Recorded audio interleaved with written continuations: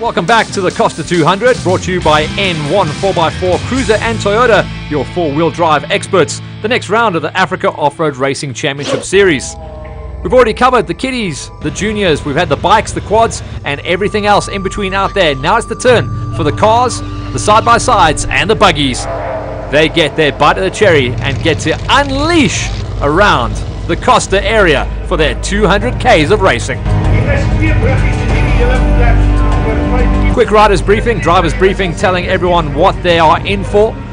And of course, the prize giving from the previous event at the NTT Klerksdorp 200. Once all the drivers have got their trophies from the previous event, it is time to get locked and loaded and get themselves prepared for the task at hand.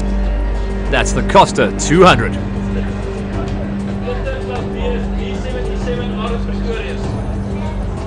Nice initiative that they run here, only handing out the trophies at the next event from the previous round. Why? To make sure everyone turns up for the next event. I like that. Make sure that you get the same people coming and hopefully a few more extras along the way as well. Nice lineup as well. Good numbers on the page for the Koster 200 event. Good morning, my name is Werner Mostert. I'm from Motornetics. We are here today in Koster for the Koster 200. We're looking forward to the day. We haven't been here for some time, so we're really excited to enjoy the day out here with everybody. My name is Johan Stein. I'm riding B67 today. We're back with the Monster after being a while on the P-class car. It's a total new route I see, and I hope that we're going to do well on the car. Hi, we are here at the Koster 200 today. We want to say thank you for Forces for sponsoring this event, and we're ready for the thing today. So good luck to all the racers. And thanks for that. Now it's time to get everyone into their vehicles, and a wide spread of vehicles it is too. You've got the side-by-sides, you've got some of the buckies, some former national championship winning buckies as well, some old stalwarts, we've seen that Bantam a long time, and then the special vehicles as well. The story of this year has very much been all the side-by-sides and the G1 of Robbie Leishman and Marie Leishman opening up our racing account to get on out there in the Can-Am. These cars are really something to behold, and you can take them straight out of the box and go racing. The B1, that's going to be doing the chase down. That's Johnny Walker and Johnny Walker Sr. And this is a non-production vehicle. Believe me, that thing is being built from the ground up. As we make our way through the rest of the categories, some of the E's, the E was always a low production vehicle. So in other words, a smaller suspension travel package as well as a smaller engine, but nonetheless, easy racing and cheap racing as well. A good way to start going into the buckies. As you start climbing the ladder into the D category, the D33 here, much bigger engine, much better suspension, and we go on board with the boys, Francois van der Walt and Gerry Prinsloo, to see how it looks from a driver's and navigator's point of view in their single cab Toyota Hilux.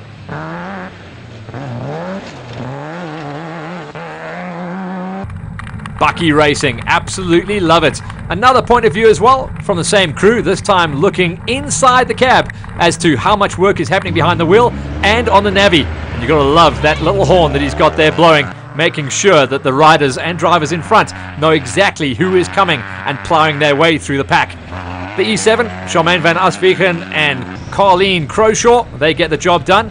And the D and E category today is going to be an absolutely wild run. There's a lot of drivers and a lot of crews that are able to run the numbers. Tinus Jacobs and Tommy Van Tonder bouncing and bucking their way through. You've got to love it when you see categories like this, the D28, one of the few racing Land Rovers out there, and Musty Jacobs and Nazir Tate getting the job done. A nice spread of the special vehicles as well. The B38 getting the job done, trying to climb the ladder. That's Herman Combrink and Karen Combrink in their space frame vehicle. One of my favorite cars running out there at the moment, the F2, and this is a classic Bantam Butt. Willy Fellman and Cornelius Niemann. This car has been out there on the trails for years and years and will stay out there for years to come. Every year they breathe life back into the old dog and get it on out there. The F1 of Andre Vermeulen and Ferdy Petersen. Nice to see Petersen getting the job done as well, and they'll be chasing down the cheese in the F1 category. The L46 once again, and this is going to be an interesting story to see who can win out in the side-by-sides, the buggies, the Water World crew coming and lining up big time of Nico Durant and JG Klaassen. Sifi van Skalkbeek and Arthur Croshaw. That's going to be a fun one. I've been watching these Baja Bugs race overseas for so many years. It's been a long time since I've seen one racing on SA shores. I wish we had so many more of them. They are a real spectacle. The P47 then coming through there. That's Giel Nel and Dierwald Hatting. They're going to be an interesting one to watch. They should be able to throw in some big numbers. That is a powerful vehicle that is running the numbers out there. The P55, Julio Ferreira and Ethan Ferreira also going to be chasing down in the Class Bs. These guys run such a strong pace, they really could line up as part of the national championship as well. Werner Mostert and Henno Deploy, they'll be chasing down the numbers in the side-by-sides, and these guys love to get wild. They will absolutely revel in the loose conditions here, and they're holding absolutely nothing back. One of only two BMW X3 race spec machines running on SA soil at the moment. The T12 of Dana Voss and Cornel Berger. And how good does that look? Does not look out of place here, but it should be at home in the Dakar, in the sand dunes. The D15 of Jaco Wies and Johan Wies, they'll run out there in the stacked field, and a very, very hard run it's going to be to take a win in the Class Ds here today. More and more of the specials making their way through the start gate and out there onto lap number 1. And these vehicles all across the board will be running out there for 4 laps of racing, should they make the cut and come to the end of the day.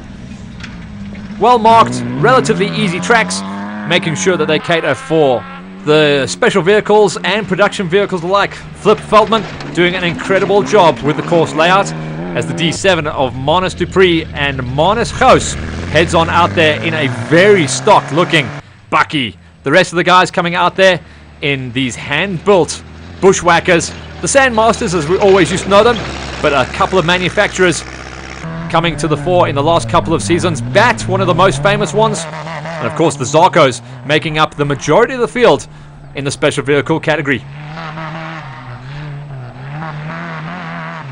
Opening lap, always going to be such a big ask for everyone just to try and find their feet.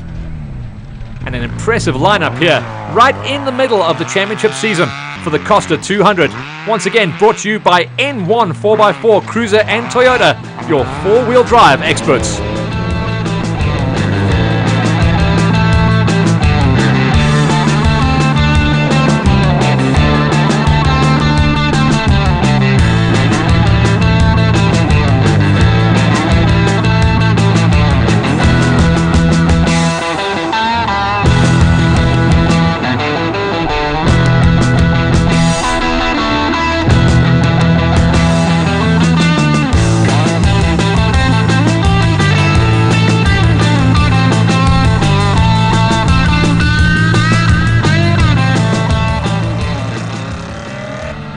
Rounding out our start list then, the D23 of Ahmed Yada and Keith Smith.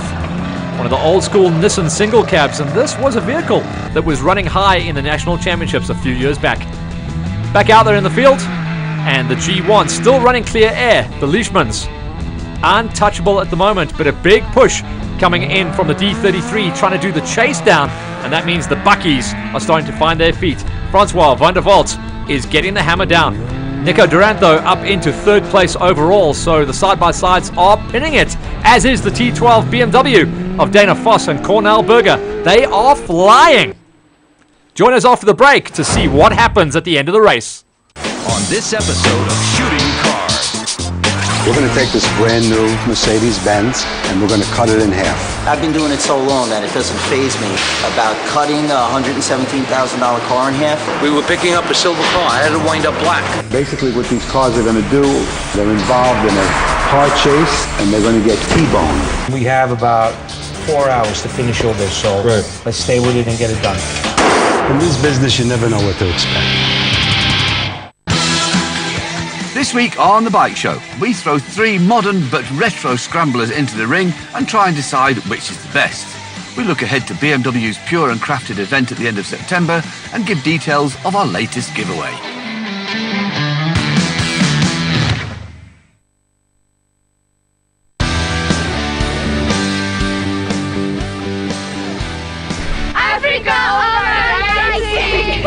I'm Lafros Duplessis, Advanced Life Support Paramedic from M&D Medical Support. I work for Marina du Plessis most of this events. It's really nice events to work for. We do normally all specialized events, off-road, as you can see, music events. We even do like where people go do research. We will go with that team of people. And we need all those people out there to help us go racing and keep everyone safe and clean. We thank you.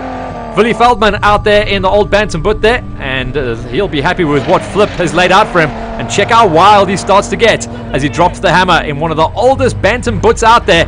But he is absolutely flying right now.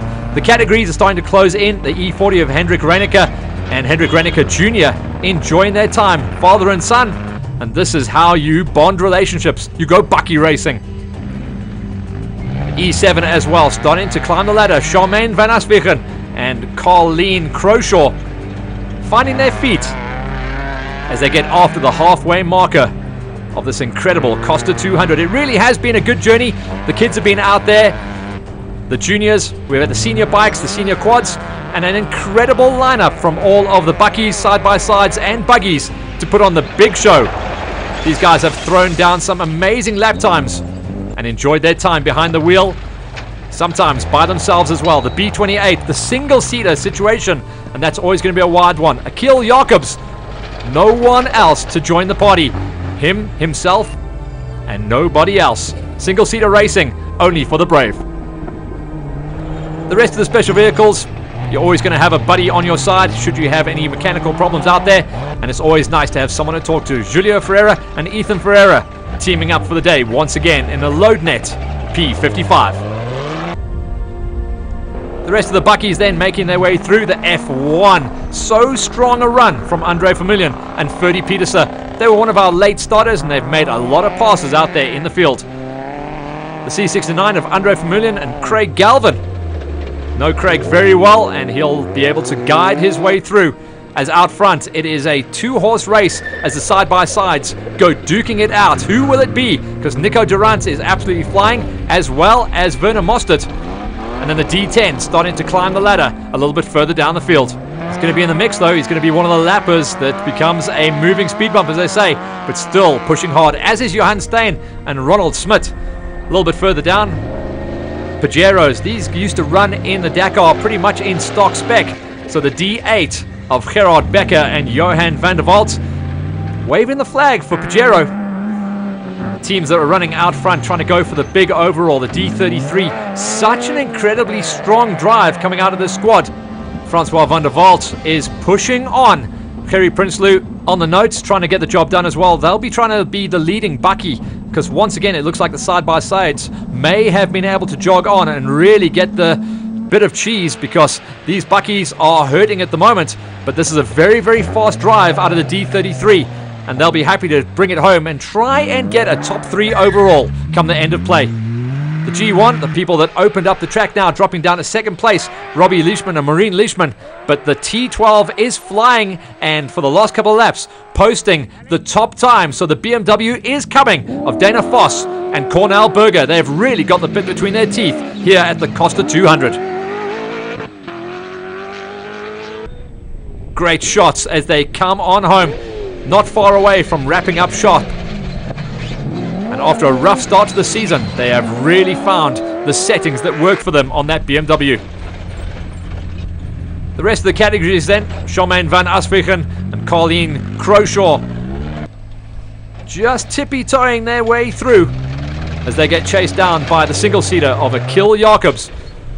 One of the little nasty divots that really slows the pace here. Even the national guys would have to slow for this one. Otherwise, you'd be just diving into the face on the other side and snapping valuable pieces off your vehicles. Well, that's one way of doing it. Pretend to be the police. Someone will move over. Nice work coming out of the Leishmans. The rest of the field then just making their way through as they eyeball the finish line. Not too far away. Willy Feldman and Cornelius Niemann. Not too far away, but sounding like they had some gearbox problems. Looks like one of our top production vehicles here, the D33, the pairing that have been pushing on, trying to get the job done. Francois van der Walt and Gerry Prinsloo. Some last minute maneuvering just to bring her home. They've had a very consistent day as well, and they can pat themselves on the back. They've done themselves proud. And the single cab Toyota Hilux, job done for the day. The P47 of Giel Nel and Dierwoud Hatting, we said that they're going to be hard to beat and unbeaten at this event. They look like they're going to walk away as fastest vehicle in the specials.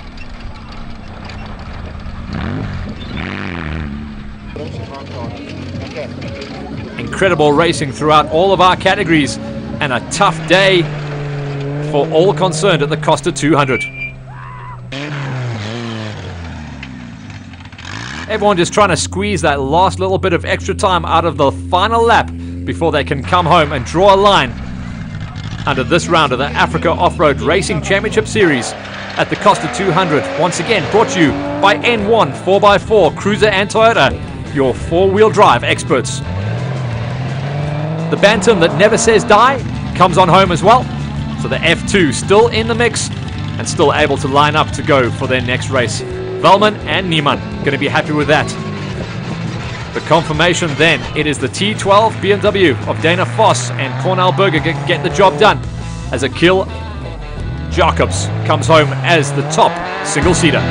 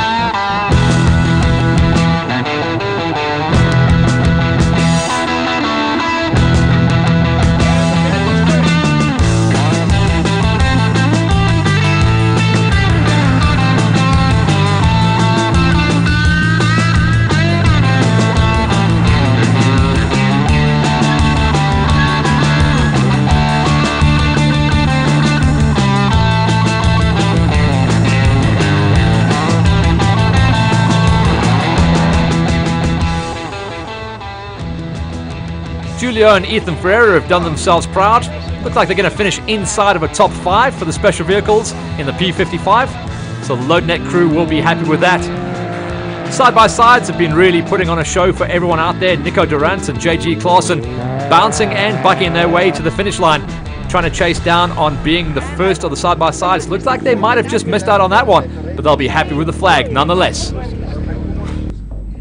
Here's how it looked in the breakdown of the categories then. Special Vehicle Class B, it was Akil Jacobs winning out ahead of Johnny Walker Jr. and Senior. They got the 2 spot. Into the Special Vehicle Class P and C, P was all about Giel Nel and Dierwoud Hatting, and C, Andre Vermeulen, alongside Craig Galvin. Onto Production Vehicle Class D, all about Francois van der Walt and Jacques Boerter. They did 2 laps each behind the wheel, and it was Gerry Prinsloo keeping them safe, telling them exactly where to go. They got a good job going there. Production classes E, F, and G, it was Charmaine and Carleen with their win. F went to Willy Veldman and Cornelius Niemann, and Class G went to Robbie and Maureen Leishman. And in the Production Vehicle Nationals, it was Dana Voss and Cornel Berger with the win.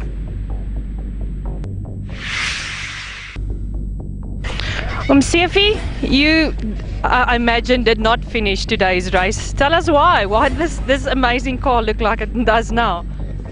Well, we stopped at the road crossing and then the wheel decided to go before we were in. So off is the wheel. That was it. Christy, you just finished the Forces 200. Tell me, how did the day go? Do you have any problems? No problems. Koster is really one of the best routes we've ever driven. It was really nice. A lot of dust. But with my pit crew next to me, my daughter, my dad, they made it easy for us. the fewer female drivers, could you tell me what your responsibilities as a navigator are? To sit beside Chris, who cannot be an easy task, what is expected of you? My job is to make sure he stays en route, knows where to go, and that he listens when I speak. And that's the main fun thing about it. That is what it's all about. The Koster 200 has had everything. We've had kids, juniors, young, old.